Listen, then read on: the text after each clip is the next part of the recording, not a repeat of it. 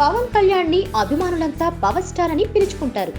Power అంటే పవన్, పవన్ అంటే power అన్నది అభిమానుల ఉద్దేశం. ఇంతకీ పవన్ కి పవర్ స్టార్ అని నామకరణం చేసిందెవరో తెలుసా? పోసాని కృష్ణమురళి అట. ఈ మాట ఆయనే చెప్పాడు. హైదరాబాద్ లో జరుగుతున్న ధృవ ప్రీ రిలీజ్ ఫంక్షన్ లో పోసాని పాల్గొన్నాడు.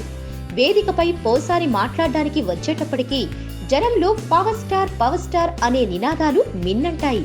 ఇటీవల పవన్ గురించి పోసాని కొన్ని ఆసక్తికరమైన వ్యాఖ్యలు చేయడంతో పవన్ ఫ్యాన్స్ పోసానిపై ప్రత్యేకంగా దృష్టి పెట్టారనిపించింది.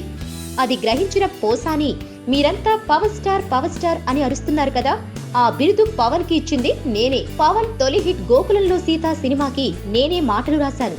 ఈ సినిమా తర్వాత పవన్ ని పవర్ స్టార్ అంటారని ఆనాడే చెప్పా.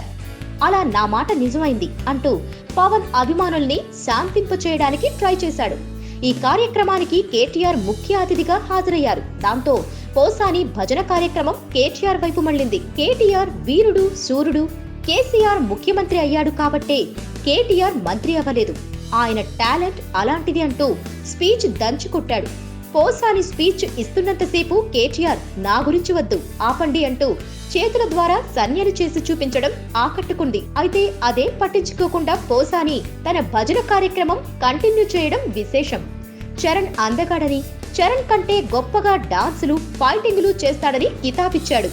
అంతలోనే ఇండియాలోనే best dancer Bunny, best physique కూడా తనదే అంటూ చరణ్ గాలి తీసే ప్రయత్నం కూడా చేశాడు. ఏంటో ఈ పోసాని ఎవ్వరికీ అర్థం కాడు. Please subscribe.